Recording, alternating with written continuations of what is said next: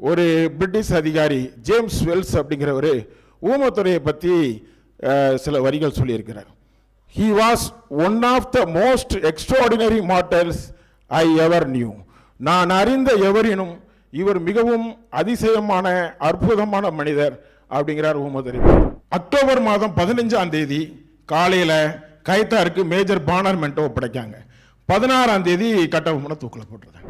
ஆங்கிலேய அதிகாரிகள் 4 பேரை முதல்ல தூக்கில் போட்டதும் பாஞ்சாலங்குறிச்சிக்காரங்க தான். அதுக்கு முன்னாடி அவங்க நம்ம ஆளுங்களை தூக்கில் போட்டிருக்காங்க. நம்ம ஆளுங்க பாஞ்சாலங்குறிச்சிக்காரங்க தான் முதல்ல 4 பிரிட்டிஷ்காரங்களை தூக்கில் போட்டிருக்காங்க.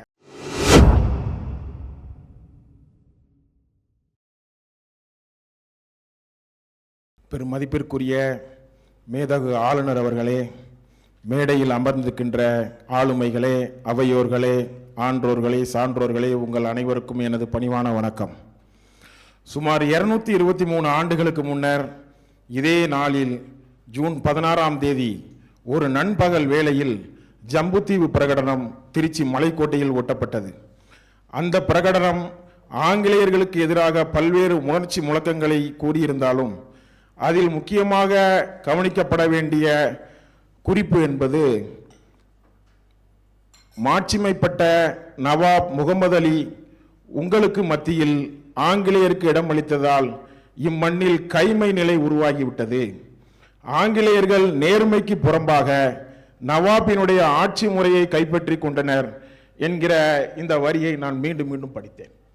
பல்வேறு உணர்ச்சி முழக்கங்கள் அதில் இடம்பெற்றிருந்தாலும் இந்த செய்தி தான் விடுதலை போராட்டத்தோடு இது தொடர்புடையதாக மாறுகிறது. நாம் இந்த 2 வரி செய்தியினுடைய அர்த்தத்தை கண்டறிய வேண்டுமானால் 1792 ஜூலை மாதம் 12ஆம் தேதி ஆற்காடு நவாப்புக்கும் கிழக்கிந்திய கம்பெனிக்கும் நடைபெற்ற ஒரு உடன்படிக்கை, அந்த உடன்படிக்கையை தான் ஜம்புத்தீவு பிரகடனம் எதிர்க்கிறது. இந்த மாதிரி நம்ம அதை கொண்டு போனாதான் இது ஒரு விடுதலை போராட்டம், இது ஒரு மண்ணுரிமை போராட்டம். இல்லைன்னா அது தன்னுரிமை போராட்டம் ஆகும். இதை தான் நம்ம சொல்லணும். 1792 ஜம்புத்தீவு பிரகடனத்தை உயிரூட்டணும்னா நாம இந்த உடன்படிக்கையில் இருந்து தான் இதை நம்ம அதை எடுத்துட்டு போனோம். 1792 உடன்படிக்கையில் 10 ஆர்டிகிள் இருக்கு. அதுல 8வது ஆர்டிகிள்ல 6 நிபந்தனையை விதிச்சிருக்கிறாங்க. 2 ஷெட்யூல் இருக்கு. அதுல இந்த 2 ஷெட்யூல்ல யார் யாரு எந்தெந்த பாளையங்கள் எவ்வளவு வரி கொடுக்கணும் அப்படிங்கிறதெல்லாம் அந்த கிழக்கிந்திய கம்பெனியும் ஆற்காடு நவாப்பும் போட்டுக்கொண்ட ஒப்பந்தத்தில் தெளிவா இருக்கு. இதுல சிவகங்கை பாளையத்திற்கு 50,000 ஸ்டார் பகோடா வரி கொடுக்கணும் அப்படிங்கிறத அதுல மென்ஷன் பண்ணியிருக்காங்க. பாஞ்சாலங்குறிச்சி பாளையத்திற்கு 11,171 ஸ்டார் பகோடா வரி கொடுக்கணும் அப்படிங்கிறத அதுல மென்ஷன் பண்ணியிருக்காங்க. அதுல ஆர்டிகிள் 4 இதை இங்கிலாந்து பாராளுமன்றம் இதை உறுதிப்படுத்தி இருக்கிறது அப்படிங்கிறதையும் அதுல மென்ஷன் பண்ணியிருக்காங்க. அப்போ 1792க்கு முன்னாடி வேற ஒப்பந்தங்கள் இல்லையா அப்படின்னு கேட்டா ஒப்பந்தங்கள் இருக்கிறது. 1787 பிப்ரவரி 24ஆம் தேதி ஒரு ஒப்பந்தம் இருக்கிறது. 1781 ஒரு ஒப்பந்தம் இருக்கிறது. ஆனா அந்த ஒப்பந்தங்கள் எல்லாம் ஆற்காடு நவாப்புக்கும் கிழக்கிந்திய கம்பெனியுடைய நட்பை வளர்த்துக்கிறதுக்காகவும் அந்த நட்பை உறுதிப்படுத்துறதுக்காக தான் ஒப்பந்தமே தவிர 1792 ஒப்பந்தத்தில் தான் இந்திய நாட்டை எப்படியெல்லாம் சுரண்டலாம், எப்படி அடிமைப்படுத்தலாம் அப்படிங்கிற செய்திகள் எல்லாம் இந்த 1792 ஒப்பந்தத்தில் தான் இருக்கு. ஆனா அதுக்கு முன்னாடி போர்கள் எது நடைபெறலையா அப்படின்னு கேட்டா போர் நடந்திருக்குது. அது 1755 ஹெரான் தலைமையில் ஒரு போர் நடந்திருக்கு. 1761 புஷ்மன் தலைமையிலான ஒரு போர் நடந்திருக்கு. 1762 பிளண்ட் காம்பல் தலைமையிலான ஒரு போர் நடந்திருக்கு. 1776 புல்லட்டன் தலைமையிலான ஒரு போர் நடந்திருக்கு. அப்புறம் 1799 பானர்மேன் தலைமையிலான போர், 1801 கர்னல் அக்னினால தலைமையிலான போர், இப்படிப்பட்ட போர்கள் எல்லாம் நடந்திருக்கு. ஆனா நம்ம 1792க்கு முன்னாடி நடந்த போர் ஆற்காடு நவாப் நம்மீது தொடுக்கப்பட்ட போர். 1792க்கு பிறகுதான் மாவட்ட வாரியா டிஸ்ட்ரிக்ட் கலெக்டர் அப்பாயின்ட் பண்றாங்க. அதுக்கு பிறகுதான் 93 ஜமீன்தாரி சிஸ்டத்தை கொண்டு வராங்க. மருது பாண்டியரும் கட்டபொம்மனும் ஜமீன்தாரி சிஸ்டத்தை தான் எதிர்க்கிறாங்க. நாங்கள் வந்து பாலிகர் சிஸ்டத்திலிருந்து வெளிவர மாட்டோம், ஜமீன்தாரி சிஸ்டம் எங்களுக்கு தேவையில்லை அப்படிங்கிறது தான் மருது பாண்டியருடைய நோக்கமும் கட்டபொம்மனுடைய நோக்கமும். ஜமீன்தாரி சிஸ்டம் அப்படின்னா இந்த பாளையக்காரர்கள் யாரும் கோட்டை வைத்துக் கொள்ளக்கூடாது, ஆயுதங்கள் வைத்துக் கொள்ளக்கூடாது, இவங்களுக்கு சொந்தமாக இராணுவம் இருக்கக்கூடாது, இவங்கெல்லாம் பாளையக்காரர்கள்லாம் விவசாய கூலியா மாறிடணும், இவங்க பாளையக்காரர் என்ற அந்தஸ்திலிருந்து இறங்கி இவங்க வந்துட்டு ஜமீன்தார்களாக மாறணும். ஜமீன்தார்கள் வந்து இவங்களுக்கு எந்த அதிகாரம் கிடையாது, இவங்க வரி வசூல் செய்து கொடுக்கக்கூடிய ஒரு ஏஜெண்டா இருக்கணும். இதுதான் ஜமீன்தாரி சிஸ்டத்தில் உள்ள நடைமுறைகள். இந்த நடைமுறைக்குள்ள நீங்க வாங்க அப்படிங்கிறது தான் கிழக்கிந்திய கம்பெனியினுடைய நிர்பந்தம். இதை கட்டபொம்மனும் எதிர்க்கிறாரு, மருது பாண்டியர்களும் எதிர்க்கிறாங்க. அப்புறம் 1796 தான் கிழக்கிந்திய கம்பெனி முதலாக பாளையக்காரர்கள்கிட்ட வரி கேட்டு கடிதம் எழுதுறாங்க. அதுக்கு முன்னாடி வரைக்கும் நம்ம கிட்ட வரி கேட்டு கடிதம் எழுதல. 1796 தான் முத இவங்க கடிதம் எழுதுறாங்க. அதன் பிறகு ராமநாதபுரம் ராமலிங்க விலாசத்தில் கட்டபொம்மனுக்கும் ஜாக்சனுக்கும் நடக்கக்கூடிய சண்டை, அதில் மேஜர் கிளார்க் என்பவர் படுகொலை செய்யப்படுகிறார். இதை ஒரு அவமானகரமான செயலாக ராமநாதபுரம் கலெக்டர் ஜாக்சன் அப்படிங்கிறவர் அதை கருதுகிறாரு. உடனே இதன் மீது ஒரு போர் நடைபெறுது. இந்த போர் வந்து 1799 செப்டம்பர் 5 மேஜர் பானர்மேன் தலைமையில் பாஞ்சாலங்குறிச்சியில் படைகள் அணிவகுத்து நிற்கி கட்டபொம்மனை சரணடைய சொல்லி ஒரு 2 மணி நேரம் பேச்சுவார்த்தை நடத்துறாங்க. இந்த 2 மணி நேர பேச்சுவார்த்தை தோல்வி அடையுது. உடனே சண்டை ஆரம்பிக்காங்க. அந்த சண்டையில் செப்டம்பர் 5 சண்டையில் 5 ஆங்கிலேய உயரதிகாரிகள் கொல்லப்படுறாங்க. Robert Douglas, Philip Dormieux, Edward Henry Collins, John Blake, gunner Binny அப்படின்னு ஒரு 5 ஆங்கிலேய அதிகாரிகள் வந்து கொல்லப்படுறாங்க. 6 கட்டபொம்மன் கோட்டையை விட்டு வெளியேறினார். மெட்ராஸில் கவர்னரை சந்திச்சு பானர்மேனுக்கு எதிராக புகார் கொடுப்பதற்காக வேண்டி அவர் கோட்டையை விட்டுட்டு வெளியேறியது. வெளியேறியவர் 23 செப்டம்பர் 1799 அன்னைக்கு காலாப்பூர் காட்டில் கைது செய்யப்படுறார். அவர் கைது செய்யப்படும் போது அவரோட 7 பேர் இருக்காங்க. அவரோட தம்பி ஊமத்துறை, சிவத்தையா, அப்புறம் 2 மைத்துனர்கள், 3 சேவகர்கள் உட்பட 7 பேர் கைது செய்யப்படுறாங்க.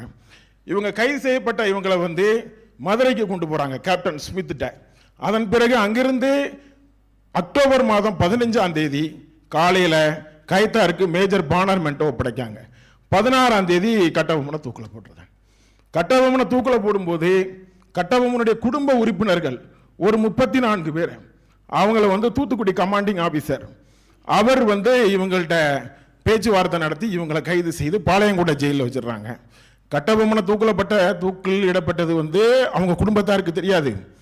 இவங்க குடும்பத்தார் வந்து ஜெயிலில் இருக்கிறது கட்டபொம்மனுக்கு தெரியாது. அதன் பிறகு 16 மாத காலம் அவங்க குடும்பத்தார் ஜெயிலில் இருக்காங்க, பாளையங்கோட்டை ஜெயிலில் இருக்காங்க.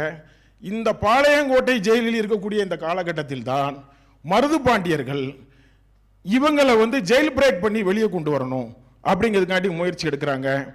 அந்த முயற்சி தோல்வி அடைஞ்சிருது. அந்த முயற்சி தோல்வி அடையும் போது அதில் 2 மருது பாண்டியருடைய ஆட்கள் 2 பேரை பிடிச்சி பிரிட்டிஷ்காரங்க தூக்கில் போட்டுருந்தாங்க. அப்புறம் பிப்ரவரி மாதம் 2 1801 பிப்ரவரி 2 ஒரு மாலை நேரத்தில் வந்து அந்த பாஞ்சாலங்குறிச்சி ஊர் பொதுமக்களும் அவருடைய உறவினர்களும் சேர்ந்து ஒரு ஜெயில் பிரேக் பண்றாங்க. இந்திய விடுதலை போர் வரலாற்றிலேயே ஒரு சிறைச்சாலை தகர்ப்பு நடந்திருக்கிறது என்றால் அது பாஞ்சாலங்குறிச்சியில் வீரர்களால் பாளையங்கோட்டை சிறைச்சாலை தகர்க்கப்பட்டதுதான். இது தவிர வேற சிறைச்சாலை வந்து தகர்க்கப்பட்டதாக இந்திய விடுதலை போர் வரலாற்றில் வேற எந்த செய்தியும் கிடையாது. இந்த இது மட்டும்தான். பிப்ரவரி 2 வெளியே வந்த இவங்க 6 நாளில் ஒரு கோட்டையை கட்டுறாங்க. இந்த கோட்டை ஜிப்ரால்டர் கோட்டைக்கு நிகரானது அப்படின்னு கர்னல் வெல்ஸ் எழுதுறாரு. ஜிப்ரால்டர் அப்படிங்கிறது ஸ்பெயின் நாட்டினுடைய ஒரு முனைப்பகுதி. இன்னைக்கும் அந்த ஜிப்ரால்டர்ல தான் பிரிட்டிஷ் அரசாங்கத்தினுடைய நேவல் அவங்கெல்லாம் வந்து இப்பவும் அங்கே தான் ஆயுதங்கள் எல்லாம் அங்கே தான் வச்சிருக்காங்க. இந்த பிப்ரவரி மாதம் 2 தொடங்கி 1801 மே மாதம் 23 வரைக்கும் சுமார் 110 நாட்கள் ஒரு போர் நடந்திருக்கிறது. ஒரு 5 சதுர கிலோமீட்டருக்குள்ள 110 நாட்கள் போர் நடந்தது.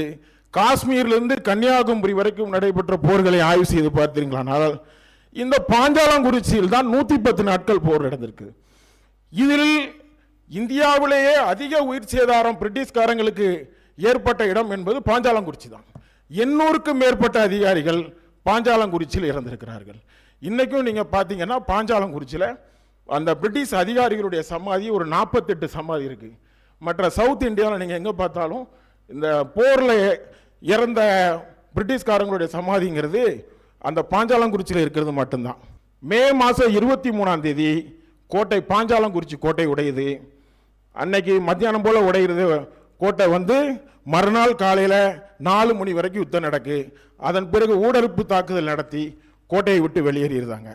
இந்த போர் நடக்கும்போது இந்த போரில் பங்கேற்ற ஒரு பிரிட்டிஷ் அதிகாரி ஜேம்ஸ் வெல்ஸ் அப்படிங்கிறவர் ஊமத்துறையை பற்றி சில வரிகள் சொல்லியிருக்கிறார். He was one of the most extraordinary mortals I ever knew. நான் அறிந்த எவரினும் இவர் மிகவும் அதிசயமான அற்புதமான மனிதர் அப்படிங்கிறார் ஊமத்துறை பற்றி.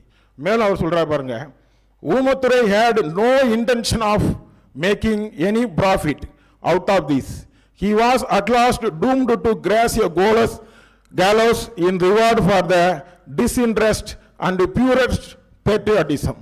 ஊமத்துறை எந்த பலனும் அடையாதவர், சிறிதும் தன்னலம் கருதாத தூய்மையான நாட்டுப்பற்று அவரை தூக்குமிடைக்கு அனுப்பியது அப்படிங்கிற செய்தியை அவர் அதில் பதிகிறார். பாஞ்சாலங்குறிச்சிக்குள்ள 110 நாட்கள் நடைபெற்ற அந்த விடுதலை போர்ல படைகள் எங்கிருந்துலாம் வந்தது தெரியுமா? இந்தியாவை தாண்டி கடல் கடந்து மலேசியாவிலிருந்து மலாய் படை 1வது பட்டாலியன் 9வது ரெஜிமெண்ட், இலங்கையிலிருந்து 51வது ரெஜிமெண்ட், இலங்கையினுடைய கவர்னர் ஃப்ரெட்ரிக் நாத் அவர் தான் அங்கிருந்து படைகளை இங்கே அனுப்புறார்.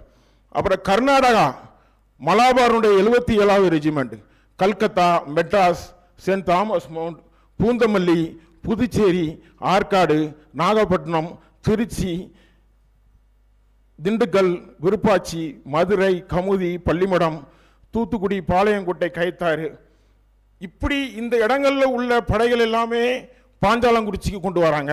அதோடு சேர்ந்து எட்டயபுரம் எட்டப்பனின் படைகள் ஒரு 1000 பேர், மொத்தம் 5000 பேர் கொண்ட படைகள் சூழ்ந்துதான் இந்த பாஞ்சாலங்குறிச்சியின் மீது தாக்குதல் நடத்தியிருக்கிறார்கள்.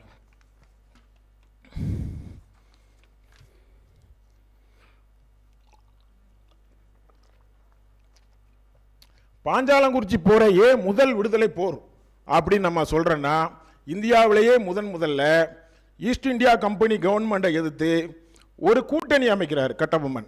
காடல்குடி, குளத்தூர், 7000 பண்ணை, நாகலாபுரம், கோலார்பட்டி போன்ற பாளையங்களை தென்னிந்தியாவில் ஒரு கூட்டணியை ஃபார்ம் பண்ணுறது கட்டபொம்மன் தான் முதல்ல ஃபார்ம் பண்ணுறார். கட்டபொம்மனுக்கு எதிராக தான் முதலில் ஆயுத தடை சட்டம் கொண்டு வராங்க. இந்த இப்போ கூட நீங்கள் ஆர்கியூஸில் போய் பார்த்தீங்கன்னா இந்த ஆயுத தடை சட்டம் எப்போது கொண்டு வரப்பட்டது, யாருக்கு எதிராக கொண்டு வரப்பட்டது அப்படின்னு பார்த்தா பாஞ்சாலங்குறிச்சிக்கு எதிராகத்தான் முதலாக ஆயுத தடை சட்டத்தை கொண்டு வராங்க. பிரிட்டிஷ் யூனியன் ஜாக் கொடியை முதல்ல சேதப்படுத்தினது பாஞ்சாலங்குறிச்சியார் தான். ஏன்னா அவன் பாஞ்சாலங்குறிச்சி கோட்டையை வந்து டெஸ்ட்ராய் பண்ணுறதுக்கு ஒரு ஆர்டர் போடுறான். அந்த ஆர்டர் காப்பியில் என்ன இருக்குன்னா, இவங்க வந்து நம்ம பிரிட்டிஷ் கொடியை வந்து சேதப்படுத்திட்டாங்க, அதனால இந்த கோட்டையை நாங்கள் டெஸ்ட்ராய் பண்ணுறோம் அப்படிங்க. கட்டபொம்மன் தான் ஆங்கிலேயருக்கு எதிராக முதலாக பொருளாதார தடை விதிச்சிருக்கிறார். அந்த பொருளாதார தடையில் இவங்களுக்கு வந்து பிரிட்டிஷ்காரங்களுக்கு உணவுப் பொருட்கள் வழங்கக்கூடாது, இவங்க இங்கே வந்து வணிக நிறுவனங்கள் நடத்துவதற்கு குடோன் மாதிரியான கிட்டங்கிகள் கொடுக்கக்கூடாது அப்படிங்கிற விஷயத்தெல்லாம் முதல்ல இவர் தான் பொருளாதார தடை விதிக்கிறாரு. ஆங்கிலேய அதிகாரிகள் 4 பேரை முதல்ல தூக்கில் போட்டதும் பாஞ்சாலங்குறிச்சிக்காரங்க தான். அதுக்கு முன்னாடி நம்ம ஆளுங்களை தூக்கில் போட்டிருக்காங்க. நம்ம ஆளுங்க வந்து பாஞ்சாலங்குறிச்சிக்காரங்க தான் முதல்ல 4 பிரிட்டிஷ்காரங்களை தூக்கில் போட்டிருக்காங்க. கோட்டையை வைத்துக் கொள்ளக்கூடாதுன்னு ஒரு சட்டம் போடுறாங்க. அந்த சட்டத்தை மீறி இவங்க ஒரு 6 நாளில் ஒரு கோட்டையை கட்டுறாங்க. இது எல்லாமே தான் வந்து பிரிட்டிஷ்காரங்களுக்கு இவங்க மேலே ஒரு பெரிய எதிர்ப்புணர்வை ஏற்படுத்துது.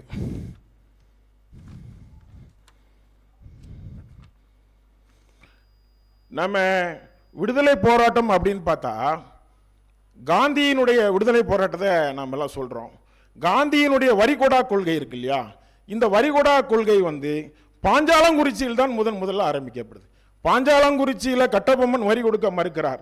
இங்கிருந்து தான் வந்து காந்தியினுடைய போராட்டம் வரிகொடா கொள்கை அப்படிங்கிறது வருது. சுதேசி போராட்ட வீரர்களை உருவாக்கியதும் பாஞ்சாலங்குறிச்சியில் தான். அந்நிய பொருட்களை நாம் வாங்கக்கூடாது அப்படிங்கிற இதை இவர் தான் வந்து கட்டபொம்மன் தான் முதல்ல அதை சொல்றாரு. நீங்கள் வந்து அவங்களுக்கு துணி நெய்து கொடுக்கக்கூடாது அப்படிங்கிற விஷயத்தை பாஞ்சாலங்குறிச்சிக்காரங்களுக்கு முதல்ல சொல்றது அவர் தான். அதே மாதிரி ஐரோப்பியர்கள் வந்து எங்கள் எல்லைக்குள்ள நுழையக்கூடாது அப்படிங்கிற சட்டத்தை போட்டதும் அவர் தான். இதுதான் பிற்காலத்தில் வெள்ளையனே வெளியேறு இயக்கமாக மாறுகிறது. அப்புறம் வந்து மத ரீதியாக, மொழி ரீதியாக, ஒரு பண்பாட்டு ரீதியாக, ஒரு கலாச்சாரத்துக்கு எதிரான ஒரு போரை நடத்தியது கட்டபொம்மன் தான். இவ்வாறு வீரஞ்செறிந்த விடுதலை போரை நிகழ்த்தி தனது மண்ணின் மானம் காக்க தங்களது உயிரை தியாகம் செய்து மறைந்த விடுதலை போர் வீரர்கள் அனைவருக்கும் ஜம்புத்தீவு பிரகடனம் வெளியிட்ட இந்நாளில் அவர்களுக்கு எனது வீர வணக்கத்தை செலுத்தி விடைபெறுகிறேன். நன்றி, வணக்கம்.